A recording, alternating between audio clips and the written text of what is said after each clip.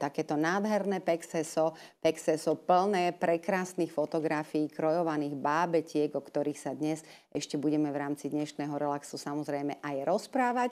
No a dobrá správa je, že ešte pribalíme taký maličký bonus.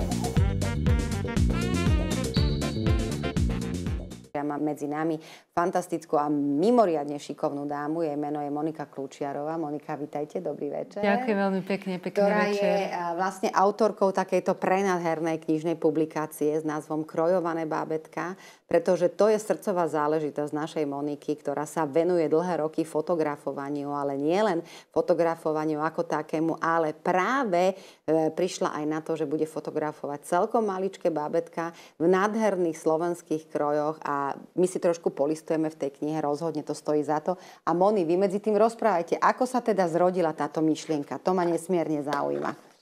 Ako sa zrodila myšlienka krojovaných bábetiek, či knižky? Áno, napríklad.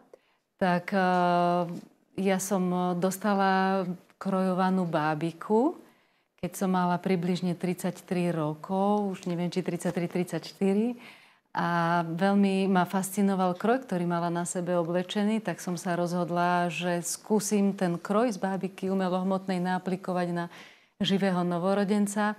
No a keď sa mi zábery podarili, tak som zostala z toho taká prekvapená, že wow, ide to. Ale vtedy som na začiatku cesty ešte netušila, čo ma všetko bude čakať pri tejto téme. Postupne som pochopila, že každý kroj má svoje pravidlá a nemožno robiť štilizovaný kroj, ale keď chcem prezentovať Slovensko doma alebo aj v zahraničí svojimi fotografiami, tak bude potrebné naštudovať všetky prvky, aby som dokázala vyhotoviť autentické slovenské ľudové kroje. A postupne mojou túžbou sa stalo, čoraz viacej a viacej krojov som túžila mať vo svojej zbierke. Monika, vy ste si mohli aj doktorát možno z folkloristiky už urobiť. Tam máte to také naštudované. Lebo ja poviem, že tieto drobnulinké kroje sú naozaj s tými absolútnymi právými replikami dospeláckých krojov, čo je veľmi dôležité. Áno.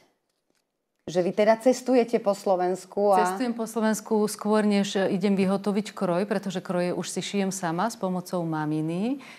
Tak je potrebné najskôr spraviť v lokalite, z ktorej idem kroj vyrábať, tak musím vyhľadávať ľudí, ktorí sa rozumejú týmto prvkom kroja a od nich získavam informácie, potom následne komunikujem s etnologičkou, až potom môžem zadávať svojim vyšívačkám prácu. No a čakám približne pol roka alebo niekoľko mesiacov, než sa ku mne domov dostanú vyšité krásne kúsky kroja, potom s maminou kompletizujeme, zošívame, než vznikne miniatúrny, autentický kroj. Ak to teraz sledujú naši televízni diváci, tak si povedia, veď to je neuveriteľné, to vyzerá naozaj ako maličké bábiky. Ja fakt chcem povedať, že to sú živé bábätka. Áno. Ale sú tam isté podmienky, aby vznikla takáto fenomenálna fotografia. Aké? Áno. Novorodenecká fotografia má jedno veľmi podstatné pravidlo, ktoré som si nevymyslela sama, ale podlieha čisto tej charakteristike novorodeneckej fotografie a to je, že bábätka sa fotografujú do 10, maximálne 14 dní od narodenia. V tomto čase sú bábätka ešte spáve, dajú sa polohovať, modelovať ich telička, môžem im do ručičky dať akékoľvek rekvizity, pretože majú vynikajúci, aj tuto to vidíme na valčeku, že má perfektne uchopový reflex to dieťatko a preto je veľmi potrebná tá podmienka splnená, aby malo super tvrdý spánok. Áno, je to v spánku fotografované, ale bábätka sú spokojné. To treba povedať teda, že nie je to žiadne trápenie, nepredchádza tomu nejaký veľký plač alebo nejaké týranie, čo sa týka toho obliekania do kroja, lebo to je komplikované zase, si povedzme na rovinu. Áno, nie je to jednoduché obliecť kroj novorodeniatku, ale snažím sa to robiť v tej fáze medzi jedením a tvrdým spánkom, čiže sú také už na poli spiace, pokojné a keď by som aj videla, že nie sú pokojné, tak čakám, než je bábätko v absolútnom bezpečí a pre mňa je úplne prvoradou prioritou, aby to dieťatko cítilo taký pokoj a žiaden nátlak. Aby sa to dialo pri plnej nehe, tak poviem. Alebo tie bábätka, oni sú mega nežné. Prečo práve kroje, prečo práve slovenský folklór? Má to možno nejaké opodstatnenie? Sme tým jedineční a možno upútalo to pozornosť aj v zahraničí? Tým, že Slovensko je, ja si dokážem stať za tým, že Slovensko je fenomén, absolútny v celosvetovom meradle, čo sa týka krojov. Nehovoriac o miniatúrnych krojoch. Naozaj, keď som mala výstavu v Amerike, tak ľudia nad každou jednou fotografiou hýkali. Ešte zvlášť ja som ju mala doplnenú aj reálne krojmi, ktoré mohli vidieť vo životnej veľkosti. Čiže 20 cm sukienka, malá košielka miniatúrna, tak mohli si porovnať to, čo bábätko má na sebe oblečené aj tým krojom v tej presnej veľkosti, miniatúrnej. Mne je to úplne sympatické, že tá autenticita je tam dosiahnutá aj tými rekvizitami ostatnými. Že ono nie je to len obliec bábätko do kroja a dať ho na nejakú modernú ultrasedačku alebo niečo podobné, ale teda, že naozaj to dotvoriť s tou kožušinkou, s drevom, s tými artefaktami, či už je to valaštička, ten valček, alebo čokoľvek. Čiže aby to naozaj dýchalo takou dobou. Presne tak. Ja veľmi túžim, aby z mojich fotografií cítilo, ako by vznikli v dávnej, aj teraz vidíme, napríklad tému páranie peria. A to je fotografia, ktorá dýcha svojou históriou, veď to je naša kultúra, to sú naše korene, ešte moja mamina dokonca robila páračky peria do duchien. Ale páračky sú trošku unavené už. A to je nádherne zachytené v básni, ktorá je pripísaná práve ku fotografii. Texty mi robil takzvaný podpoliansky Sladkovič, Matúš Báťka, a ku každej fotografii originálne napísal textíky, čiže je to tam presne zachytené. Aj tie páračky, alebo aj teraz bazu, ktorú vidíme na obrazovkách. Áno. Zbieranie bazy. Áno. Moni, prečo ste sa rozhodli to takto nejakým spôsobom zväčšniť aj v tej knihe? Lebo robiť tú radosť a mať to teda práca, nechcem povedať, že je práca. Hej? Je to vaše povolanie, hej? Ale teda urobiť knižnú publikáciu, to je zase kopec inej mravenčej práce. Nebolo to asi jednoduché zosumarizovať takto všetko, dať dohromady a na takomto úžasnom kvalitnom papieri s tými krásnym prevedením. Na tejto knihe som pracovala presne 4 roky. Posledný pol rok naozaj veľmi, veľmi aktívne, nie do noci, ale do rána, a od rána sa začínalo znova, aby som stihla ľuďom pripraviť túto publikáciu a oni, aby ju stihli darovať už tieto Vianoce svojim blízkym. A áno, bála som sa aj tlače, priznám sa, som veľký pedant tým, že som tie fotografie tvorila veľmi ťažko a už len odpiky, čiže najskôr si ušijem kroj, potom ho nafotím na babetku, taktiež fotím tie fotopozadia v skanzenoch. Následne dávam dokopy z 2 fotografií jednu, aby vznikol celok, pretože bábätko v skanzene nenafotím. Tam nie sú ani hygienické podmienky na to. Nie je tam také bezpečie ako v ich domácnostiach. A kto vás osloví? A ktorá mamina? Ako sa o vás dozvedia vlastne? Lebo čo sú to milovníci folklóru, alebo naozaj sú to... Sú to aj milovníci folklóru, to v prvom rade, ale sú to aj mamičky, ktoré povedia: Monika, robíte jedinečnú prácu a ja chcem niečo iné a mňa to fascinuje, alebo sa im páči len to, že z ich lokality mám kroj. Aj tak veľa zákazníkov prichádza. Moni, ako sa to rodí? My sme hovorili teda, že je to medzi papaním a tvrdým spánkom, ale možno k tomuto výslednému efektu, ja neviem, sú hodina, 2, 3, 5 hodín sa fotí. Koľko sa fotí? Fotografovanie bábätka vždy závisí od jeho spánku. Keď sú detičky naozaj veľmi dobre spáve, tak to fotenie trvá 4 hodiny a keď nie sú spáve, tak niekedy aj 2 hodiny čakám, než začne prvý snímok. Naozaj nechcem robiť žiaden nátlak. Ten šéf na placi nie je ani rodič, ani ja, ale sú to práve tí novorodenci, ktorí si sami povedia a rozhodnú sa, kedy budú mať ten tvrdý spánok. Tú fázu, kedy už konečne môžem zvládnuť polohy, ktoré tiež majú svoje pravidlá a ja im plne musím podliehať a rešpektovať ich. Ako je to potom napríklad s tým výberom toho prostredia, kde sa to bábätko bude fotiť?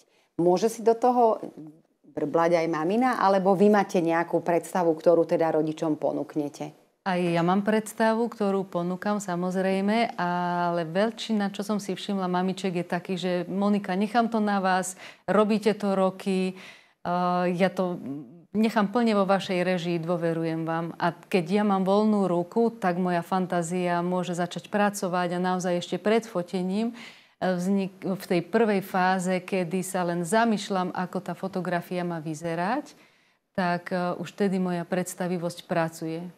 Ja keď idem fotiť o týždeň, o 2 týždne, ja už pracujem v hlave so svojou predstavivosťou, čo chcem nafotiť, ako chcem nafotiť a zháňam si do posledného detailu a do poslednej rekvizity na to potrebné inštrumenty. A ako je to s výberom tých krojov? Pretože my sme aj s Mirkom Kapasným rozprávali, že Slovensko je naozaj bohaté na folklórne regióny, bohaté na naše nádherné kroje. Čiže musí sa vám ten kroj páčiť, alebo musíte tam mať spriaznenú dušu, ktorá vám pomôže tú miniatúrku vytvoriť?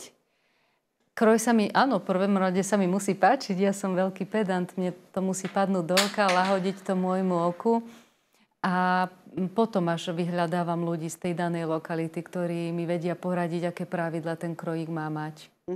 Toto teraz držíte v ruke kroj, ktorý je z obce Zámutov. Šila som ho v čase korony, takže tam sa viažu na mňa také spomienky na ten čas. No. Som investovala ten čas jednoznačne do šitia krojov počas pandémie, kedy sme boli všetci doma zavretí, tak vzniklo moje dielničke spolu s maminou 9 krojíkov. To je krásne. Ukážeme ešte aj tento chlapčenský, takto. Áno, a tento mužský kroj, respektíve miniatúra mužského kroja je z obce Prenčov. Vidíme na ňom vyšité vtáčiky. Tam by som upozornila na tú ich typickú výšivku, ktorej nemôžem nič vynechať, ale musím spraviť jej autentickú miniatúrku. Tak odkladala som to, aj zároveň pracovala. No, rok a pol mi to trvalo, než som tento kompletný kroj dostala do rúk. Neuveriteľné. Čiže je to fantastické. Toto sú už celé umelecké diela. Áno, a keď to vidím už oblečené na babetku, tak to je pre mňa ten najväčší pocit radosti. Že vlastne konečne vidím to, čo som vyhotovila už na živom chlapčekovi. No to sú neopísateľné chvíle. Áno. X-násobne menší v porovnaní s klasickým chlapským krojom však. Možno, že ja neviem koľko, možno aj 150 násobne, alebo ja neviem 20 násobne. Nematika teda moc nešla. Takže to tak rýchlo neviem. A máme tu aj bábiky, ktoré sú oblečené v krásnych krojoch a to sú tiež kroje, ktoré používate bežne pri detičkách? Tento kroj, ktorý má na sebe chlapček, je zo ždiaru a ak dovolíte, ja ho na kamery aj otočím, lebo má veľmi zaujímavý, volá sa to serdok, ten kožušok a je veľmi zaujímavá tá vyšívka na jeho chrbátiku. Tak bolo by škoda neukázať divákom na kameru, páči sa a teraz ho vidíme spredu s brmbovcami. Táto bábika je konkrétne používaná ako rekvizita, lebo je naozaj maličký, ale niekedy z bábik používam kroje, ktoré renovujem a to môžeme si všimnúť na tej druhej bábike, ktorú tu máme postavenú. Ju môžeme pozvrtať. Tak ona má na sebe kroj, ktorý pochádza z obce Važec. Na hlavičke má šatku olejku. No a tento krojík som reparovala. Tak je po renovácii. Vidíme, aký je bielučký. A myslím si, že keby ste predtým videli, ako vyzeral, tak možno by mnohí ho aj už odsúdili na zánik. Áno. Čiže sa zaoberáte aj takýmto zachovaním takýchto skvostov? Veľmi mi o to ide, aby to neskončilo v ohni, ale aby som tomu vrátila nový život a tento kroj som presvedčená, že bude dobrý aj novorodeniatku. Tak môžem babiku použiť buď ako rekvizitu, alebo kroj z nej na živého novorodenca. Moni, kto vám pomáha vyrábať tie ostatné súčinnosti tej fotografie, napríklad čerpáčiky, napríklad tú valašku, alebo aj tie krpce, ktoré majú bábätka. Niektoré majú bosé nôžky, ale niektoré majú teda aj krpčeky, samozrejme, v závislosti od toho, Čo majú oblečené? Aký kroj? Z akého regiónu? Toto je to krásne na mojej práci a na tom cestovaní, že ja vyhľadávam umelcov z rôznych oblastí. Niekedy vyhľadávam medovníkárku, aby spravila som takú fotografiu, je to trnavský kroj, nafotila som jej detaily trnavského kroja a ona mi spravila medovníky zdobené práve týmto vzorom. A spravili sme takú fotografiu, že trnavský jarmok. A to je nádherné, že je potrebné vždy nájsť nejakého nového umelca. Taktiež, aj keď držia nejaký črpáčik, tak na to už mám, volá sa pán Stieranka, pracuje pre Úľuv niekedy. A mám nádhernú tvorbu a ja môžem s týmito ľuďmi spolupracovať a taktiež priniesť na svetlo sveta ich tvorbu. Čiže nie je to len o tom, čo ja dokážem v tých fotografiách, ale čo dokážu mnohí umelci, ktorí so mnou spolupracujú. Super, vy hráte aj na fujare, Moni, však? Áno, hrám na fujare. To aby ste utvrdili tú lásku k tomu folklóru, alebo sa to hodí niekde v zahraničí, keď sa chopí taká krásna žena fujari? Ďakujem veľmi pekne za kompliment. Áno, bola som na výstave raz v Macedónsku na veľvyslanectve, kde som mala svoju výstavku a sa mi zdalo príliš veľké ticho. Potom, keď som mala príhovor a som si povedala, že no nič, musím ja priniesť viacej slovenského obdivovateľom a divákom, tak som sa naučila približne za 2 mesiace hrať na fujaru a už potom, keď som mala v 2019 výstavu v Amerike, tak už som si ju doprevádzala aj hrou na fujaru.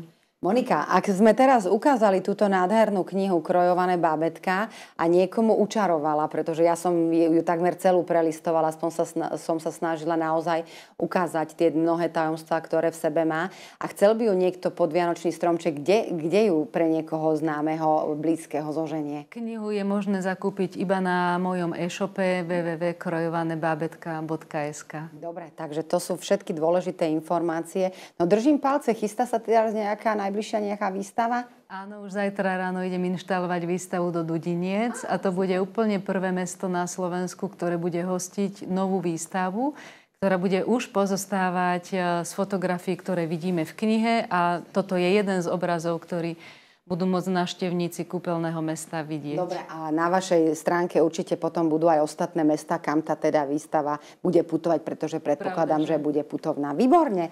Ďakujem veľmi pekne za kus takéhoto fantastického, odmakaného ale umenia. Ďakujem a keďže ste vy tu zostali, tak ja by som vás poprosila, aby ste vy práve teraz rozdelili dnešné ceny. Takže najskôr dáme knižnú publikáciu a magnetku. Môžete hoci koho vyžrebovať. Tak bude to pani Michaela Mesarošová. Dobre, môžeme založiť, aby sme... Tak teraz dajme tie lístky na koncert Andrejky, aby teda naozaj... Tak na koncert Andrejky pôjde Janka Pavlíková, bazová. Janka Pavlíková bude pripísaná na Geslis, len pripomínam 3. do večka. Teraz máme vlastne ešte jednu knižku, ktorá bude patriť pani Lubici Pospechovej. Prikladáme aj magnetku. A od vás krásne pexeso krojovaných bábetiek, ktoré som ukazovala na začiatku a 2 strany CDčko. Bude patriť pani Ruženke Kekeliovej. Tak, dobre, ceny máme rozdané. Monička, ďakujem veľmi pekne za to, čo robíte, hlavne, a za to, že ste boli súčasťou dnešného relaxu. Takisto držím palce. Ďakujem a všetko dobré vám prajem. Vám ďakujem, že ste nás sledovali. Dúfame, že sme vás zaujali. Teším sa na vás na stretnutie opäť o 2 týždne v našom relaxe a zatiaľ majte príjemné dni. Dovidenia.